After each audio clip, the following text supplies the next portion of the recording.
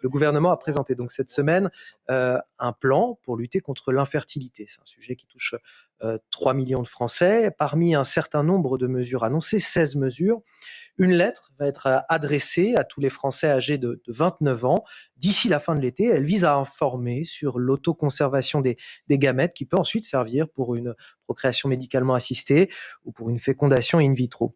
Comment vous percevez donc cette initiative de la ministre de la Santé, Stéphanie Rist, cette lettre envoyée donc aux Français de 29 ans? Alors, dans ce plan, à mon sens, il y a 3 mesures principales. Il y a d'abord cette lettre, en effet, qui serait adressée donc à tous les jeunes de 29 ans, les jeunes adultes, pour les alerter sur le fait que leur fertilité, ils abordent un tournant, 29-30 ans, où la fertilité va évoluer puis petit à petit descendre. Évidemment, ça concerne plus particulièrement les femmes, mais j'allais dire par politiquement correct et puis par délicatesse malgré tout, ce serait adressé à tout le monde. Et pour ne pas sembler intrusif, et pour ne pas sembler mettre la pression sur la nécessité ou l'urgence de faire des enfants, eh bien, il y aura à la fois une partie contraception-avortement et une partie, en effet, information et incitation à faire congeler ces ovocytes. Alors, en vérité, penser qu'une lettre reçue de la sécurité sociale pourrait avoir un impact sur le fait de fonder une famille, c'est absolument fou. Et j'allais dire, c'est vraiment prendre les gens pour des idiots, d'autre part, mais en plus, quitte à le faire, 29 ans est déjà, d'une certaine manière, presque tardif. La fertilité des femmes, elle commence à baisser à partir de 30 ans, et c'est à partir de 35 ans qu'il y a une différence pour le coup très importante. Et vous me disiez donc qu'il y a trois mesures qui vous ont interpellé. Oui, exactement. Donc la première, je la qualifierais d'anecdotique, voire intrusive malgré tout, et elle peut heurter en plus la souffrance du célibat, la souffrance de la solitude, et puis aussi celle d'une infertilité déjà douloureuse vécue par tel ou tel. Donc première mesure très très anecdotique et maladroite. Deuxième mesure, l'incitation à faire congeler ces ovocytes, c'est-à-dire que on va étendre le dispositif. Il est légal depuis. Et on va déployer en plus 30 centres supplémentaires. Voilà, on va élargir le dispositif. Exactement. Donc ça consiste à faire prélever ces ovocytes. Pour cela, il faut d'abord avoir un petit traitement hormonal pour en produire beaucoup d'un seul coup, sur un seul cycle. Puis on les prélève. Tout cela est assez lourd. Voilà. Et avec la possibilité, donc sans motif médical, ce qui est nouveau depuis 2021, c'était possible dans les centres publics, c'est étendu à tous les centres privés. Et en réalité, ça revient à dire à des femmes d'âge fertile, enfin, au moment le plus important de la fertilité, ça revient à leur dire, prélevez vos ovocytes, vous ferez un enfant. C'est pas grave, vous ferez ça plus tard. Pour vous, c'est une incitation à attendre, finalement. C'est une incitation à reporter leur maternité. Le plus tard, le drame, c'est que plus tard, ça n'a aucun sens. Plus tard, même en ayant fait congeler leurs ovocytes, ce sera plus difficile d'avoir un bébé.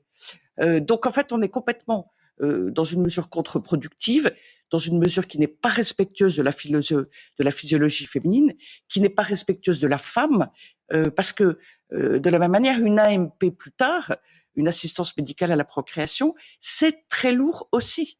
Et d'autre part, il faut rappeler qu'une fécondation in vitro n'a un taux de succès que de 18%. Et plus on avance son âge, plus ce taux de succès va baisser. Et donc, on risque d'avoir des femmes qui étaient fertiles. On leur a dit, pas de problème, reportez votre maternité, vous avez d'autres choses à faire, votre employeur vous propose plein de choses intéressantes. Ça, c'est l'interprétation que vous faites, cela dit, du message qui est envoyé par le gouvernement. Ils le disent pas comme ça. Bien sûr, ils le disent pas comme ça. Mais à faire congeler ces ovocytes à l'âge de la fertilité pour faire un enfant plus tard, c'est vendre des illusions. Et j'avoue être extrêmement choquée de ce que on veut adapter la femme au marché du travail et non pas adapter le marché du travail, l'entreprise, le droit du travail, etc., à la femme, à la maternité. On inverse complètement la proposition d'une manière très contre-productive. Et il y a déjà, depuis 2021, pas mal de femmes qui le font. Et donc, elles reportent leur maternité. Donc, on a déjà eu pas mal de bébés en moins du fait de ce dispositif. Donc, on est dans l'aberration. Et puis, la troisième mesure, alors qui, pour le coup, beaucoup plus intéressante. Et là, il s'agit vraiment d'infertilité. C'est d'avancer, de faire accélérer, de financer donc la recherche sur certaines pathologies de la fertilité, en particulier l'endométriose. Bien sûr. Et pourquoi d'ailleurs l'endométriose? Pourquoi se développe-t-elle? Et pourquoi ce problème d'infertilité? Il faut quand même le dire. C'est simplement le report de l'âge moyen de la première maternité. Et ce report, aujourd'hui, on est à plus de 29 ans, donc âge moyen de la première maternité. Et c'est pour cela que c'est plus difficile d'avoir un enfant. Et vous voyez, dès l'âge de 29-30 ans, c'est un peu plus long, c'est un peu plus compliqué. Et donc, ce sont en fait sur les causes sociales qu'il faudrait agir, et en sachant que la première maternité, plus elle est tardive, plus notamment les jeunes femmes sont touchées par l'endométriose. Ouais. Et donc, c'est à l'inverse sur les causes sociales qu'il faut agir.